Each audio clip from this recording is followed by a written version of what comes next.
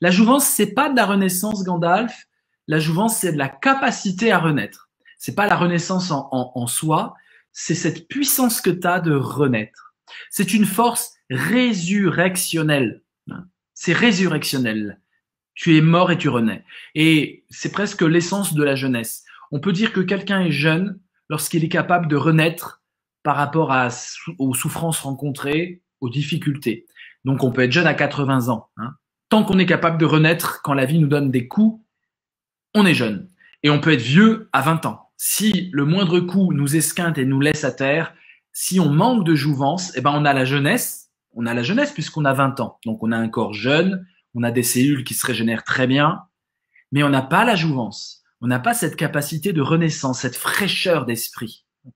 Fraîcheur d'esprit, fraîcheur au sens de vivace, au sens de fraîcheur qui va faire pousser des choses dans le logobiote. Fraîcheur d'esprit, c'est la fraîcheur de votre jungle d'idées, de souvenirs, de mémoire, ce que j'appelle le logobiote. La jouvence, c'est proche de ce que j'appelais l'antifragilité, en citant Nassim Nicolas Taleb. L'antifragilité. C'est-à-dire, face à l'adversité de la vie, face aux difficultés de la vie, je ne vais pas simplement redevenir le même une fois l'épreuve traversée, je vais m'améliorer, je vais me métamorphoser, je vais renaître un peu différent. Comprends bien ça. La résilience, je redeviens le même. La jouvence, je me transforme au contact des aléas de la vie et des événements forts qui finalement me modèlent et me sculptent. Donc, il s'agit vraiment d'une puissance de métamorphose. C'est pas simplement de l'adaptation, c'est une adaptation, transformation qui va aussi toucher mon être. Alors qu'on peut juste s'adapter en termes pragmatiques. Je m'adapte, c'est-à-dire que j'agis différemment, je change mes stratégies. Dans la jouvence, c'est l'être même qui renaît. C'est pour ça que je parle de puissance résurrectionnelle. La jouvence du rêve. Comment ce rêve vous a rafraîchi le logobiote? Comment il a brassé des souvenirs? Comment il a remué la pulpe pour pas qu'elle reste en bas? Comment le rêve peut nous réveiller des souvenirs enfouis, peut nous rafraîchir l'esprit et donc augmenter notre vivacité à l'état de veille. Le rêve nous empêche paradoxalement de nous endormir sur nous-mêmes.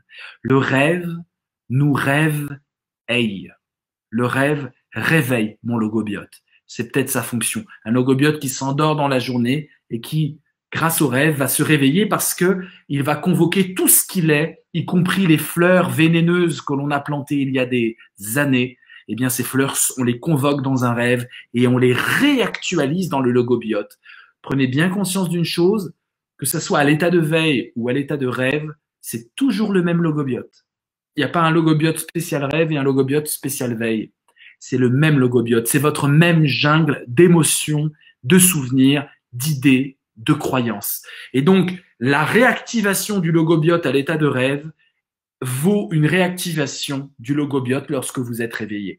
Et vous comprenez que le rêve est en fait un réveil et que le rêve est en fait une activité, une suractivité qui va faire en sorte que quand vous êtes réveillé, vous êtes vraiment réveillé et non pas dans un songe illusoire à même la réalité où la vie vous semble bien pauvre en saveur, bien pauvre en couleur, bien pauvre en douleur, bien pauvre en intensité.